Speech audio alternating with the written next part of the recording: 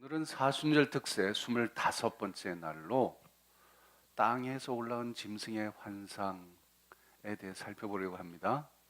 지금 계시록 12장과 13장에 소위 말하는 사탄의 3위가 등장을 하죠. 그죠? 그래서 용이 있고요. 그 다음에 바다에서 올라온 짐승이 있었는데 표범같이 생긴, 어제 우리가 살펴본 거, 오늘은 땅에서 올라온 짐승을 살펴볼 거예요. 이 삼위, 이 사탄의 삼위로 이렇게 생각되는 이 짐승들이 각각 출현하는 곳이 다르다는 게 아주 특징이 있어요. 용은 어디서 등장하죠? 하늘에서 등장을 해요. 쫓겨나서. 그리고 용은 어디를 다스리냐 하면 공중의 권세 잡은 자다. 그래서 하늘과 땅 사이에 이 공간을 말하자면 지배하고 있는 적그리스도입니다. 바다에서 올라오는 짐승이 있었어요. 바다로부터 올라오는 것이기 때문에 바다를 지배하고 있는 거라고 봅니다. 또 이제 땅에서부터 올라오는 짐승이 있어요. 오늘 우리가 살펴볼게. 이게 이제 육지, 땅을 지배하고 있는. 그래서 이 하늘과 땅과 바다에서부터 그걸 대표하는 어떤 우두머리들이 한 군데 지금 모이는 거예요. 어디? 바닷가에 지금 모이는 거죠. 한 자리에 이렇게 한 장면에 등장하는 거예요. 이들이 왜 등장하나요? 이들이 연합해서 등장하는 목적은 딱 하나입니다.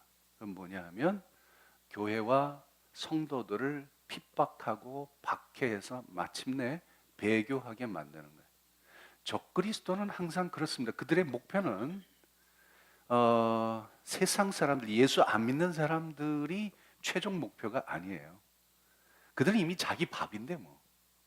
에? 자기 밥인데 뭘 그걸 그냥 가만 놔둬도 다 들어오게 돼 있어요. 그러나 그들이 치열하게 싸워서 이겨내려고 하는 사람들은 바로 여러분들이다 이 말이에요. 교회와 성도들이에요. 여러분을 어떻게 넘어뜨리는지, 어떻게 시험 들게 만드는지, 그래서 어떻게 여러분들로 하여금 교회를 떠나게 하고 그리스도를 떠나게 만드는지, 이게 사탄이 가지고 있는 관심이에요. 그러기 위해서 온갖 술수를 다 써요. 외부적인 박해, 그것도 하나이죠. 그러나 그것만이 전부가 아니에요. 아주 교활한 수법을 씁니다.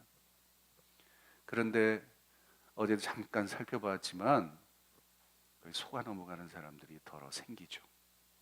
그러다가 마지막 때에는 큰 배교가 일어납니다. 한두 사람이 가끔씩 배교하는 그 정도가 아니라 단체로 배교하는 일들이 벌어집니다. 그때 주님이 재림하신다 얘기예요. 그래서 오늘 우리가 땅에서 올라온 짐승을 살펴보게 하는데, 이 땅에서 올라온 짐승이 그리스도인들을 배교하게 만드는데 특별한 공로가 있는 짐승이에요. 이걸 잘 여러분 배워두시면, 알고 계시면 여러분 이겨낼 수도 있겠죠. 그죠? 기대를 좀 가지십시다. 좀 같이 이렇게 뭔가 왔다 갔다 하는 게 있어야 저도 신이 나서 막 하죠. 자, 읽어보겠습니다. 시작. 내가 봄에 또 다른 짐승이 땅에서 올라오니 어린 양같이 두 뿔이 있고 용처럼 말을 하더라. 그가 먼저 나온 짐승의 모든 권세를 그 앞에서 행하고 땅에 사는 자들을 처음 짐승에게 경배하게 하니 곧 죽게 되었던 상처가 나은 자니라. 또 다른 짐승이 땅에서 올라옵니다. 보니까 어린 양같이 두 뿔이 있다 그랬어요. 여러분, 적그리스도가 누굴 모방한다고요? 하나님을 모방하고 어린 양을 모방하는 이게 특징이라 그랬잖아요. 여기도 어린 양같이, 어린 양 코스프레를 하는 거죠. 그런데 어린 양같이 두 뿔이 있대요. 지금까지 등장한 괴물들 중에서 덜 괴물스러운 모습이죠, 이게. 막 머리가 7개씩 있고 뿔이 10개씩 있고 이런 것보다는 그래도 뭔가 사람처럼 생겼는데 뿔만 달랑 2개가 나와 있으니까 조금은 덜 괴물스럽지만 요게 아주 웃기는 놈이에요, 여러분이. 그런데 여러분, 어린 양이 뿔이 몇 개였나요? 왜 없어? 예? 어린 양 뿔이 7개였죠. 물론 문자적으로 7개 뿔이 났다 그런 뜻은 아니지만, 그죠? 그런데 이걸 이제 2개만 달랑 가지고 나온 거예요. 얘들은 아마 진짜 가지고 있을지 몰라요. 모자를 쓰고 다녀서 우리가 잘 모르지만 진짜 있을지 몰라요. 근데 하여튼 2개 있대. 하여튼 비슷해지려고 노력을 무척 많이 해요. 근데 이게 또 본색이 드러나는데 뭐라고 그러죠? 용처럼 말을 한대요. 말투를 보면 누구하고 같아? 용하고 같아요. 그 얘기는 뭐냐면 용의 하수인이다 이런 얘기죠. 어린 양 비슷하게 만들어 놓긴 했는데 실제 본색은 용이다. 이게 용의 하수인이다는 얘기다.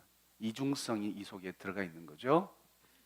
이 짐승이 나와서 하는 특별한 일은 뭐냐 하면 바로 앞에 나왔던 짐승, 즉 바다에서부터 올라온 그 짐승에게 모든 권세를 그 앞에서 행하면서 사람들에게 그 처음 짐승을 경배하게 만든다는 거예요. 그러니까 자기가 높아지는 게 아니라 그 짐승을 높여주는 거예요. 신적인 존재로 만드는데 1등 공신이에요. 근데 그 짐승이 뭐였냐 하면 어제 우리가 살펴봤듯이 머리 하나가 죽었다가 다시 살아났어요. 그래서 그 놀라운 기적을 보고 사람들이 경배하기 시작했던 바로 그 짐승입니다. 그 짐승을 신적인 존재로 만드는데 1등 공신이 바로 이 2번째 짐승이다 이 말이에요. 그런데 이 짐승이 목표하고 있는 그런 대상은 누구냐? 누구를 경배하게 만들려고 하느냐? 어제 우리가 이미 살펴봤듯이 첫 번째 짐승이 그 놀라운 이적을 베풀었을 때 세상에 있는 어린 양의 생명책에 이름이 기록되지 않은 사람들은 다 그 앞에 절합니다. 이미 거기에 절하게 돼 있어요. 그러면 아직 절하고 있지 않은 사람은 누구예요? 아직 절하고 있지 않는 사람은 어린 양의 생명책에 이름이 기록된 사람들이에요. 바로 그 사람들을 타겟으로 하고 있는 겁니다. 그들을 어떻게 하면 처음 등장한 이 짐승에게 경배하게 할 것이냐. 이게 오로지 이 짐승이 가지고 있는 관심이고 목표예요. 그래서 2번째 짐승의 목표물이 타겟이 뭐냐? 생명책에 이름이 기록된 사람들. 누구? 여러분들의 여러분들. 여러분 요새 그 이단들이 전도하는 거 보셨어요? 뭐 옛날이나 지금이나 다 똑같지만 이단들은 어떻게 하죠? 교회 안 다니는 사람 타겟 삼지 않습니다. 꼭 교회 다니는 사람 찾아다녀요. 네? 이상하죠? 왜 그래? 자기들이 믿는 진리가 정말 진리라면 그렇게 믿는다면 교회 안 다니는 사람들 얼마든지 전도할 수 있는 거 아니에요? 그 사람은 그런 노력 절대로 안 해요. 오직 교회 다니는 사람들이에요. 거기에서부터 우리는 그들의 본색이 무엇인지 알게 됩니다. 그들은 사탄의 앞잡이들이에요. 사탄은 본래 그런 놈들이에요. 그래서 어린 양의 생명책에 이름이 기록된 사람들을 어떻게 미혹하고 어떻게 넘어뜨리고 어떻게 교회에서 떠나게 만들고 어떻게 하나님을 믿는 자리에서 멀어지게 만드냐, 이게 그들이 가지고 있는 관심이에요. 여러분 그 본질을 잘 알고 대하셔야 돼요. 거기에 속아 넘어가면 안 돼요. 근데 미안하게도 속아 넘어간 사람 많아요. 이 가운데도 속아 넘어갈 사람이 있을지 몰라요. 그래서 오늘 말씀 잘 배우셔야 돼요. 자, 그 다음 말씀 읽어볼까요? 이 사람이 이 2번째 짐승이 아주 얼마나 교활하고 얼마나 아주 치밀한지 한번 보세요. 같이 읽어봅시다. 시작. 큰 이적을 행하되 심지어 사람들 앞에서 불이 하늘로부터 땅에 내려오게 하고 짐승 앞에서 받은 바 이적을 행함으로 땅에 거하는 자들을 미혹하며 땅에 거하는 자들에게 이르기를 칼에 상하였다가 살아남은 짐승을 위하여 우상을 만들라 하더라. 그가 권세를 받아 그 짐승의 우상에게 생기를 주어 그 짐승의 우상으로 말하게 하고 또 짐승의 우상에게 경배하지 아니하는 자는 몇이든지 다 죽이게 하더라. 이 사람이라고 해야 될지 뭐라고 해야 될지 그냥 사람이라고 합시다. 왜냐하면 그럴 가능성이 많아요. 이건 비밀인데 나중에 제가 말씀드릴게요. 이 사람이 불이 하늘로부터 땅에 내려오도록 기적을 베풉니다. 어디서 많이 듣던 장면 아니에요? 불이 하늘로서부터 떨어지는 장면이 어디 등장하죠?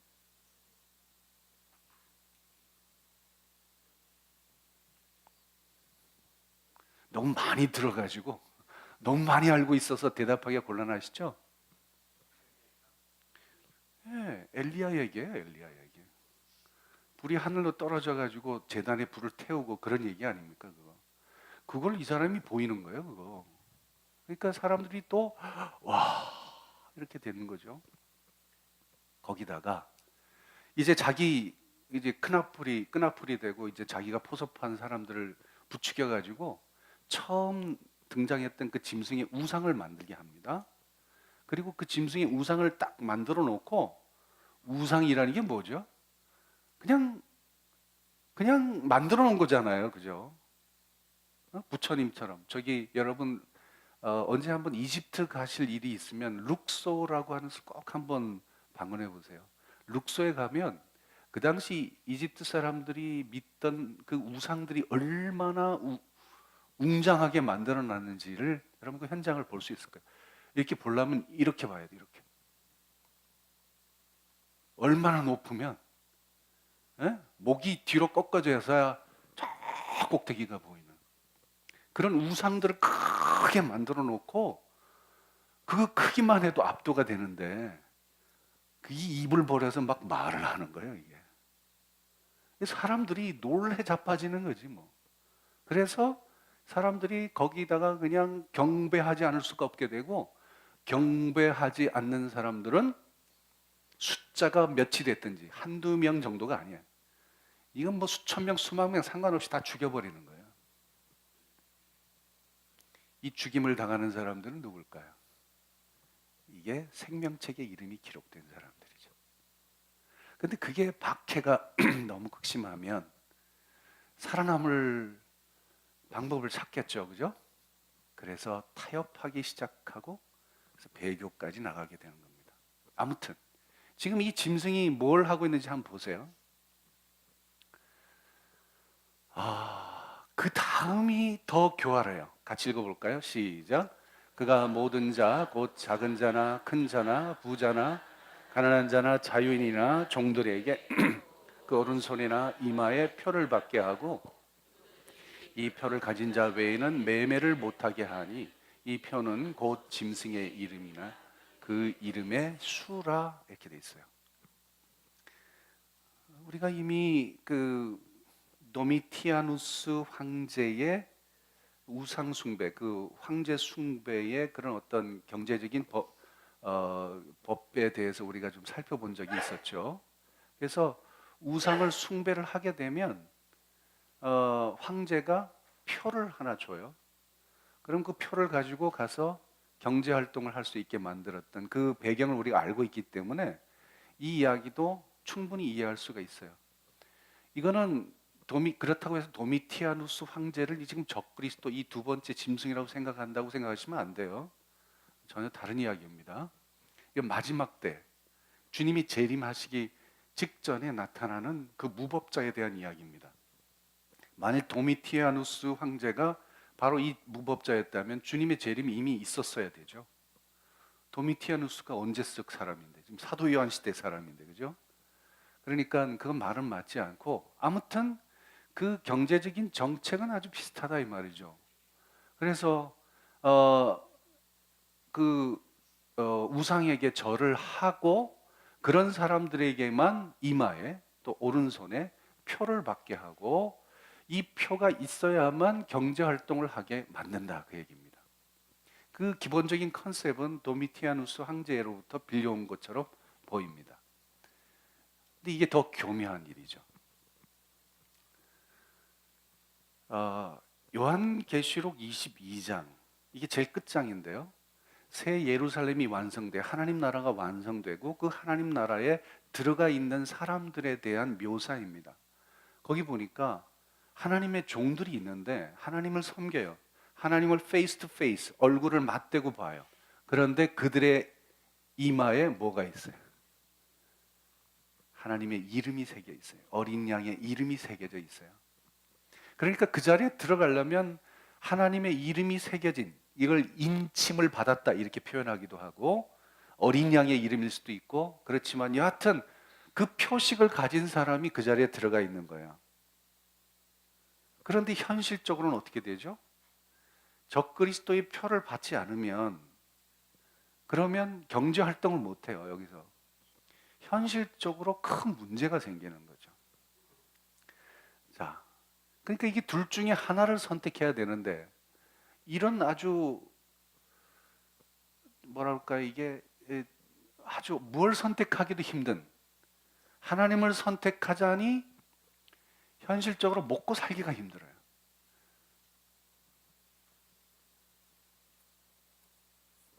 초대교회에서는 차라리 거지같이 살지언정 우리는 황제 숭배 안 하겠다, 그런 교회들도 물론 있었지만, 한번 일반적으로 한번 생각해 보자고요.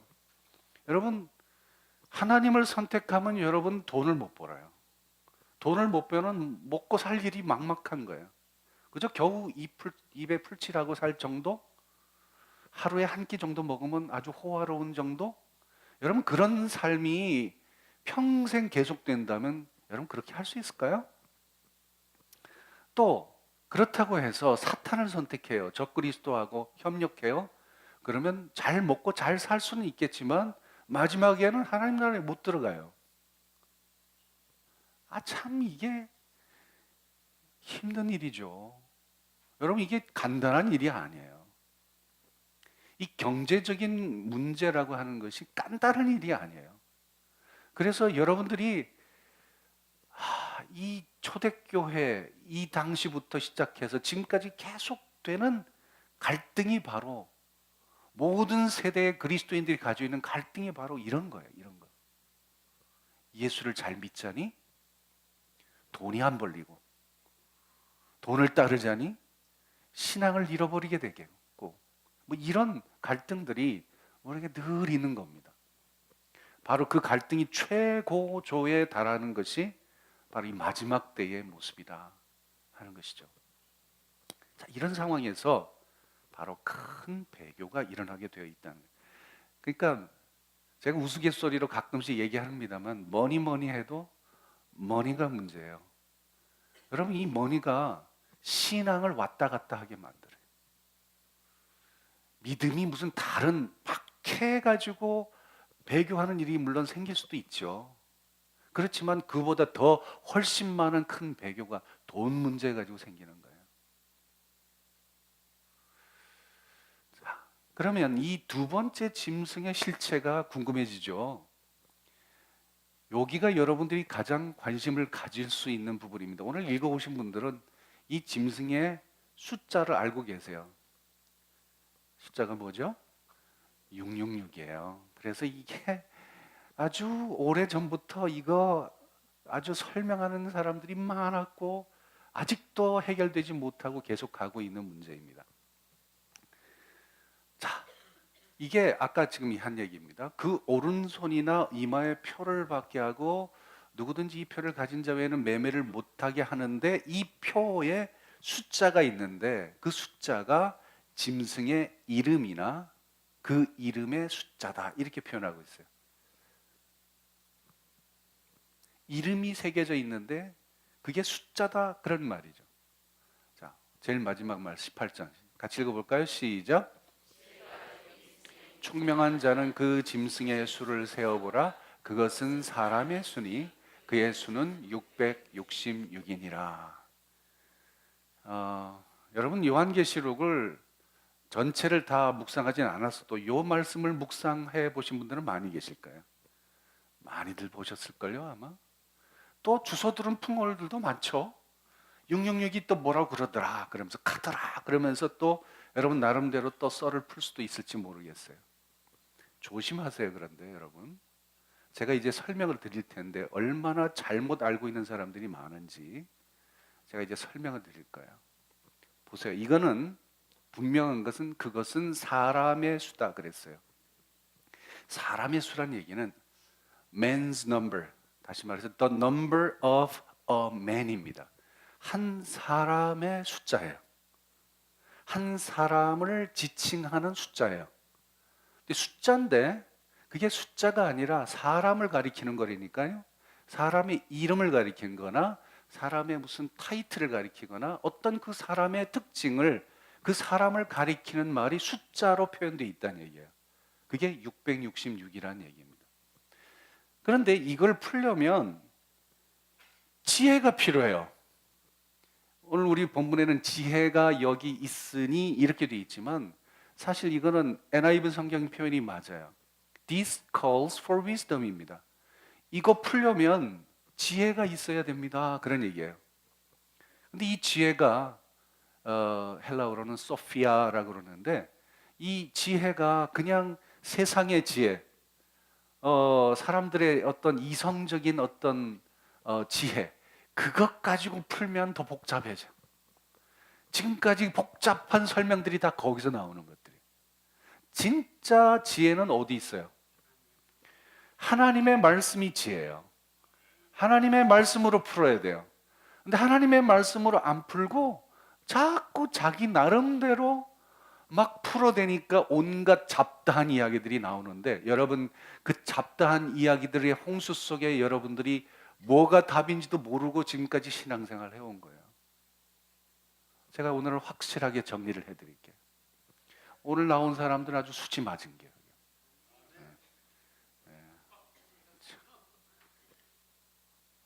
그 전에 제가 그림으로 한번 지금 이 상황을 설명을 좀 드릴게요.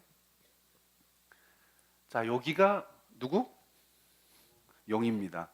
붉은 용이 딱 바닷가에 딱 앉아서서 바다로부터 등장하는 요 짐승을 바라보고 있죠. 여기에 어제 해왔던 표범 몸을 하고 있고 사자 입을 하고 있고 곰발바닥을 가지고 있고 뿔이 10개인 그 짐승입니다. 이게 너무 심각하게 생각하지 마세요. 이건 그냥 재미삼아 그냥 넘어가는 거예요. 그냥 상황을 보시려고. 근데 요거는 이미 우리가 지나간 거고 오늘 우리가 살펴볼 게 땅에서 올라오는 거죠. 땅에서 올라온 짐승이 사람 비슷하기도 하고요. 여기 뿔이 2개가 있어요. 혀를 보세요. 혀. 무슨 혀처럼 생겼나요?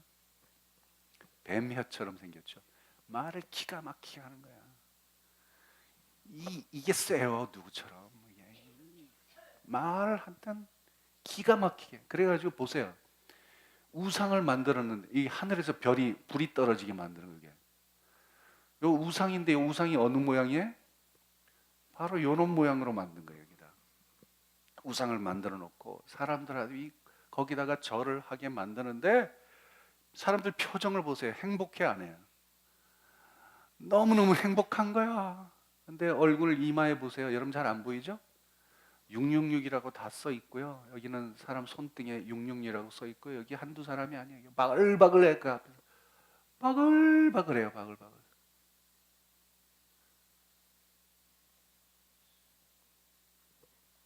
뭐 이렇게 중요한 건 아니니까 넘어갑시다. 이건. 근데 여하튼 상황이 지금 그런 거죠. 새 짐승이 등장해 있다는 상황.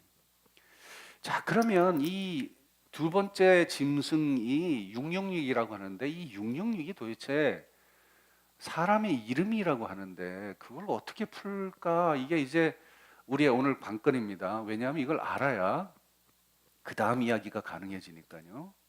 근데 지금까지 해왔던 가장 첫 번째 해석의 방법이 게마트리아라는 방법이었어요. 이 게마트리아라고 하는 건 뭐냐 하면 알파벳을 숫자로 치환하는 겁니다. 옛날에는 아라비아 숫자가 일반화되기 전이었습니다. 1, 2, 3, 4, 5, 6, 7, 8 이 아라비아 1, 2, 3 이게 일반화되기 전에는 어떻게 숫자를 표현했냐 하면 알파벳에 숫자의 그 가치를 주어 가지고 그것으로 숫자를 표현했어요. 예를 들어 가지고 히브리어 글자가 모두 알파벳이 22개가 있는데 22개 중에서 첫 번째 9개 알렙, 베이트, 김멜, 달랏, 해, 와우, 자인, 헤이스, 테이스까지 이 9개는 1부터 9까지예요. 그 다음 9개 요드, 카프, 라멧, 메임, 눈, 사멕, 아인, 벳, 자데까지는 10짜리 숫자예요. 10, 20, 30, 40. 그 다음 나머지 4개가 100, 200, 300, 400까지 돼 있어요. 400까지 가입니다. 그걸 조합을 해서 숫자를 표현하는 거예요.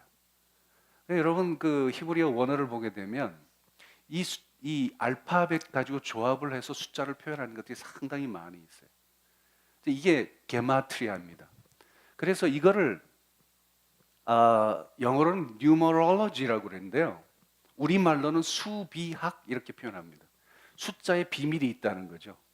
거기 담겨 있는 어떤 의미가 있고 비밀이 있어서 그걸 풀어내는 학문을 수비학 이렇게 얘기를 합니다.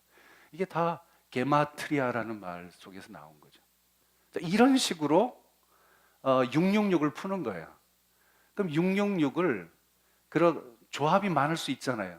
666은 100이 6개고 10이 6개고 일자리가 6개니까 그걸 뭐 50 단위로 끊을 수도 있고 말이죠. 여러 가지로 조합을 하다 보면 거기 알파벳이 해당되는 게 나올 거고 알파벳을 묶어보면 거기에 사람 이름이 나올 거 아니냐. 그죠? 그래서 이 게마트리아 방식으로 이름을 찾다가 제일 먼저 발견하게 된 이름이 가장 오래된 이름이 역사적으로 누구냐 하면 네로 황제예요. 네로 황제는 사실 기독교인에게는 아주 철천지 원수입니다. 얼마나 많은 사람들이 박해를 당하고 얼마나 많은 사람들이 억울하게 죽었는지 몰라요. 그래서 네로 황제가 요 두 번째 짐승하고 적그리스도다 이렇게 얘기해도 별로 나쁘진 않은 해석인 것 같아요. 문제는 이 네로 황제라는 이름을 찾기 위해서 이 네로에 해당되는 헬라어 이름을 히브리 말로 바꾸고 히브리 말의 음가의 그 숫자를 찾아가지고 만들어낸다는 건데 그게 잘 안 나오니까 네로 카이사라고 해야 되는데 네론 카이사라는 이름을 써가지고 일부러 그 숫자에 맞추려고 애를 썼다는 거예요. 그리고 실제로 네로 황제라는 게 지금 요한계시록이 쓰여지던 당시로부터 옛날 사람입니다. 이미 그 전에 죽은 사람이에요. 그런데 지금 마지막 때 올 재림 때 올 그 무법자에 대한 이야기를 하면서 네로 황제를 이야기하는 게 이게 말이 안 되는 거죠. 그래서 맞지 않는 얘기입니다. 그런데 여하튼 처음에 그렇게 풀던 시절이 있었어요. 그 다음에 나온 이야기가 라테이노스라고 하는 말입니다. 이 라테이노스라는 말은 the Latin speaking man, 라틴어를 말하는 사람 이런 뜻입니다. 로마 제국이 라틴어가 공식어였습니다. 그래서 로마 제국을 가리키는데 로마 제국 중에서 아직 등장하지는 않았지만 어떤 못된 왕이 하나 등장할 것이고 그것이 그 라틴 말을 하는 사람이 바로 두 번째 이 짐승이 될 거다라고 하는 식으로 풀었던 이걸 제일 처음에 주장한 사람이 누구냐 하면 이레니우스라고 하는 아주 유명한 교부입니다. 폴리캅 이야기를 하면서 폴리캅이 어느 교회죠? 서머나 교회라고 그랬죠? 서머나 교회 출신이 이레니우스라는 사람을 있다고 기억하라고 내가 그랬는데 기억이 나시는지 모르겠네요. 하여튼 폴리캅의 제자였고 서머나 교회 출신이고 그런데 나중에 이 사람이 초대 교부로 굉장히 유명한 신학자가 됩니다. 이 사람이 그렇게 주장했어요. 그러니까 이레니우스의 선생님은 폴리캅이고 폴리캅의 선생님은 사도 요한이었으니까 이 666에 대한 이러한 이 사람의 주장이 굉장히 설득력을 많이 얻게 되고 그래서 많이 퍼지게 됩니다. 근데 이것도 라틴 말을 하고 있는 사람, 이 사람이 누구예요? 아무도 모르죠. 그리고 실제로 로마 제국은 그 다음에 기독교를 국교로 받아들이지 않았습니까? 그죠? 그러면 라틴 말을 한다고 무조건 그렇게 하면 어떻게 돼요? 또 게다가 로마 지금 캐톨릭 교황은 공식 언어가 라틴어입니다. 라틴 말을 하게 돼 있어요. 그 사람 지금도 로마 교황이 이렇게 무슨 설교를 하고 그럴 때는 라틴 말로 하잖아요. 그렇다면 로마 교황이 적그리스도예요? 또 그렇게 주장하는 사람도 있어요. 로마 교황이 적그리스도다. 그렇게 주장하는데 그 사람들이 주장하는 거는 바로 이 말 때문에요. 미카리우스 필리데이라는 말이 교황에게 붙여진 공식 타이틀입니다. 거기 관을 쓰는데 거기에 이게 다 새겨져 있어요. 이게 무슨 뜻이냐면 in place of the Son of God, 하나님의 아들을 대신하여, 이런 뜻입니다. 하나님의 아들을 대신하여 말하자면 교황으로 다스린다, 이런 얘기죠. 교회의 황제로 다스린다는 공식 직함인데, 이걸 또 게마트리아 방식으로 풀으면 666이 나온다는 거예요. 이걸 누가 이게 주장을 하겠어요, 이걸? 예? 종교개혁자들이 이걸 주장을 해요. 예? 종교개혁자들이 주장해가지고 로마 캐톨릭은 완전히 사탄의 집단으로 만들어버리죠. 그러면 로마 캐톨릭에서 가만히 있나요? 그러면 이 사람들이 또 어떻게 하는지 아세요? 마틴 루터를 게마트리아로 풀어요. 그걸 마틴 루터를 히브리어로 바꾼 다음에 이걸 게마트리아로 풀이면 그게 666이 나오네? 이런 식이에요. 이게 게마트리아로 풀면 코에 걸면 코리고 귀에 걸면 귀걸이. 내가 여러분 이름 얼마든지 666으로 바꿀 수 있어요. 내가. 그러니까 어떤 종교적인 뭐랄까 적대 세력을 제거하기 위해서 자기 마음대로 이걸 해석해서 붙이는 거지. 이게 정말 하나님이 주시는 통찰력, 지혜 가지고 푼 이야기는 아니라는 거예요. 여러분 게마트리아라고 하는 이야기, 숫자를 갖다가 이름으로 거기 대입하는 이야기들 속지 마세요. 전부 다 가짜예요, 가짜. 이제부터 여러분 속기 없기. 다 가짜예요, 가짜. 지금까지 수많은 사람이 얘기해와도 그거 다 가짜들이에요. 그러니까 거기 속아 넘어가지 마세요, 제발. 하나님이 주시는 통찰력에 근거한 풀이는 절대로 아닙니다. 여러분 제가 아까 시작할 때 뭐라고 그랬어요? 이거는 뭐로 풀어야 된다? 성경으로 풀어야 돼요. 성경은 성경으로 풀어야 돼요. 하나님의 지혜는 성경 말씀 속에 있습니다. 그러니까 성경으로 풀어야 되는데 안 풀고 이런 식으로 풀어서 마치 뭐랄까요, 가십거리, 흥미거리로 자꾸 만드는 거죠. 그게 요한계시록의 해석의 줄을 이루었던 게 사실이에요. 이걸 벗겨내야 됩니다. 이건 아니에요, 그런 거. 그보다 훨씬 더 심각한 이유가 이 속에 담겨 있어요. 제가 그것에 대해서는 차근차근히 설명을 드리도록 할게요. 오늘 다 못한다 할지라도. 또 한 가지 방법이 있어요. 그러면 성경에 666이라는 숫자가 어디 또 등장하는 게 있을까? 그러면서 이제 찾아보는 거죠. 찾아보다 보니까 실제로 등장해요. 3번 등장하는데 그 중에 2번이 666이라는 숫자가 2번 등장하는 곳이 누구와 관련돼서 등장하냐면 솔로몬 왕하고 관련돼서 등장해요. 그러니까 솔로몬이 열왕기상에도 나오고 역대기에도 나오는데 이렇게 돼 있어요. 세입금의 무게, 한 1년에 뭐라 그러죠? 무역을 통해서 거둬들인 세입금이 있을 거 아니에요. 그 세입금의 무게가 금 666달란트래요. 기가 막히게 맞아떨어지잖아 이게 또. 그러니까 여기 보니까 상인들, 무역하는 객상, 아라비아 모든 왕들, 나라의 고관들, 그러니까 이 솔로몬이 아주 그런데 지혜가 있었죠.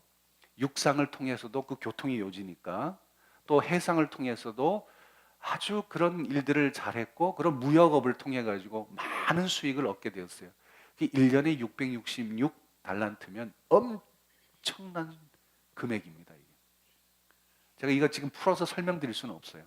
근데 하여튼 우리로서는 감히 상상할 수 없는 돈이 매년 들어오는 거예요. 무역업을 통해 가지고. 그래서 솔로몬의 666은 어떤 상징인가 하면 상품 매매를 통해서 얻은 이익을 상징하는 것입니다. 그런데 공교롭게도 뒤에 이제 바벨론 이야기가 나와요. 큰 성 바벨론이 망한다고 하는 이야기. 근데 큰 성 바벨론은 사탄이 지배하는 왕국이고 그 사탄의 다스림 속에 있는 이 세상을 이야기하는데, 그 바벨론이 왜 우리가 그 재앙에서 보면은 바다에 불이 떨어졌을 때 배가 3분의 1이 깨졌다, 그거 기억나시죠? 왜 배가 3분의 1 깨지냐? 이게 무역업을 위해서 필요한 배거든요. 근데 그게 이제 바벨론이 가지고 있던 그런 치부의 수단이었습니다. 그게 이제 파괴됐다는 얘기인데, 그 바벨론이 취급하는 상품들 이야기가 뒤에 나가면 딱 나와요. 그 상품들하고 솔로몬 시대에 취급하던 상품들이 일치를 하고 있다는 거예요. 그러니까 이것은 뭔가 경제적인 어떤 상품 매매와 관련되어 있는 숫자이면 틀림이 없다, 이렇게 이제 짐작할 수 있게 되는 거죠. 실제로 우리가 뭐라고 그랬죠? 조금 전에 누구든지 이 표를 가진 자 외에는 매매를 못한다고 그랬잖아요. 그러니까 뭔가 경제적인 트레이드가 되려면, 뭐 오고 가고 하려면 이 표가 있어야 되는데, 그 표를 누군가가 틀어잡고 있어서, 솔로몬 시대 지금 지나갔으니까 솔로몬 시대처럼 누군가가 이 세계의 상권을 누군가가 탁 쥐어잡고 그 표를 배부를 하고, 이 표는 종교적인 의미가 있다, 그래서 만일 이 표를 받지 못하면 이 무역업을 못하게 만들어. 우리 신장로님도 수출을 못해. 팔고 싶어도 못 팔어. 만약 이렇게 된다면 어떻게 될까? 그죠? 이게 딱 막혀버리는 게, 뭐든지 다 막혀버리는 거예요. 그래서 이제 이런 주장들을 가지고 만들어진 이야기들이 바로 바코드가 나와요. 바코드가 이게 1992년도에 시한부 종말론이 막 한참 기승을 부릴 때 이것도 같이 기승을 부렸어요. 혹시 여러분 들어보셨는지 모르겠어요. 이 바코드를 보시면 이 숫자를 배열하는데, 숫자 배열하는 그 사이에 이렇게 칸이 있어요. 이 칸이 바로 6이라고 하는 뜻이라는 거죠. 이 666이다. 이 바코드를 사용하면 무조건 666이다. 이렇게 설명하는 사람도 있어요. 근데 요새 편의점 가서 아이스크림 하나 사 먹어도 이 바코드 없이 사 먹을 수 있나요? 그럼 다 사탄의 자식이네, 다. 다 웃기는 거예요, 그것도 다. 괜히 또 흥미거리로 만들어 놓은 얘기지, 그것도 재밌다고 그냥 뭐 심각하게 그렇게 얘기하지 마세요, 제발. 이런 거 얘기하지 마세요. 거기서 한 걸음 더 나아가서 이젠 컴퓨터를 얘기하기 시작해요. 컴퓨터를 알파벳이 있잖아요. 알파벳에 내가 그 숫자의 가치가 있으니까 숫자의 가치를 풀어서 나왔더니 합해 보니까 666이라는 거예요. 컴퓨터 쓰면 다 사탄의 자식인 거예요, 전부 다. 그 인을 받은 거예요. 사탄의 인을 받고 있는 거죠. 근데 요새 컴퓨터 없이 어떻게 해요? 저는 설교 준비 컴퓨터 없이 못 하는데 어떡하란 말이에요? 그럼 쓰지 말아요? 실제로 이 이유 때문에 컴퓨터도 안 쓰고 바코드 찍힌 그 물건도 안 사는 사람들이 있어요. 그러나 그게 어리석은 거죠. 성경을 제대로 알지도 못하고 함부로 믿고 있는 거. 자기가 믿고 싶은 것만 믿는 거. 그런 거죠. 여기서 한 걸음 더 나아가서 요새는 뭐가 있죠? 인터넷 있잖아요. 인터넷이 바로 666이다. 그렇게 아주 주장하는 사람도 있어요. 주장이 뭐라고 하는지 아세요? 이 www자로 시작하잖아요. 이 www자에 해당되는 히브리어가 알렙, 베트, 김메, 달랏, 해, 와우에 W라는 게 여섯 번째 글자예요. 그러면 1, 2, 3, 4, 5, 6에 해당되고, 그게 세 개가 있으니까 666이다. 이것처럼 무식한 얘기가 어딨냐고요. 아니 666을 붙여놓으면 36, 18, 18이 되어야지. 그게 어떻게 666이 돼요? 무슨 말인지 아시겠어요? 그러니까 자기가 풀고 싶은 대로 풀고, 해석하고 싶은 대로 해석하고, 주장하고 싶은 대로 주장하고, 그래서 목소리 높이면 다들 와 그런가 보다 그러고 또 따라가고, 이게 이 세상이라고. 이게. 근데 문제는 그리스도인들도 똑같이 거기에 놀아난다는 거죠. 그럴 필요 하나도 없어요. 놀랄 게 하나도 없어요. 전부 가짜니까. 왜 가짜인지 아세요? 666의 본질이 뭐라고 그랬어요? 처음에 시작할 때 666은 사람의 숫자라고 그랬잖아요. 왜 인터넷이 왜 나오고 왜 그 바코드가 왜 나와요? 사람의 숫자인데. 아니 인터넷이 사람이에요? The number of a man입니다. 한 사람의 숫자가 666이에요. 근데 이게 뭔지는 몰라요. 아직까지는 답이 안 나왔어요. 근데 어렴풋이 우리가 생각할 수 있는 건, 이건 어떤 경제적인 문제와 관련이 있다는 건 틀림이 없다. 배교를 위한 사탄의 아주 최종적인 결정적인 무기가 바로 돈이기 때문에. 여러분, 출애굽 당시를 한번 보세요. 이스라엘 백성들이 출애굽하려고 했을 때 바로가 끝까지 잡으려고 그랬죠.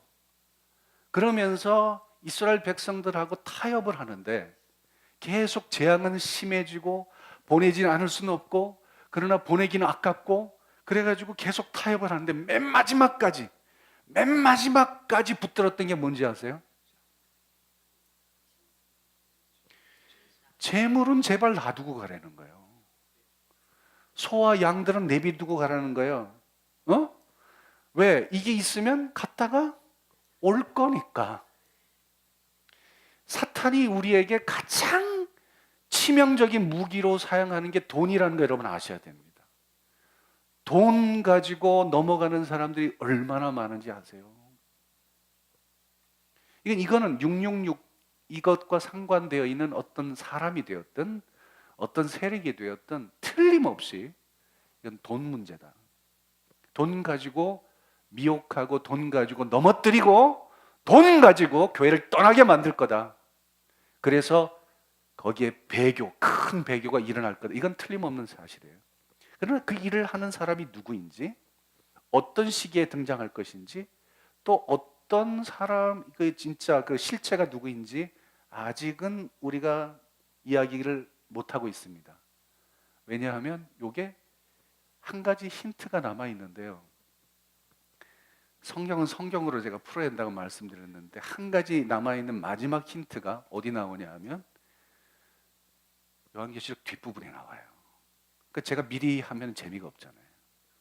그때 가서 제가 말씀드릴게요. 그때가 언제가 될지는 잘 몰라요. 그럼 여러분 아시려면 어떻게 해야 돼요?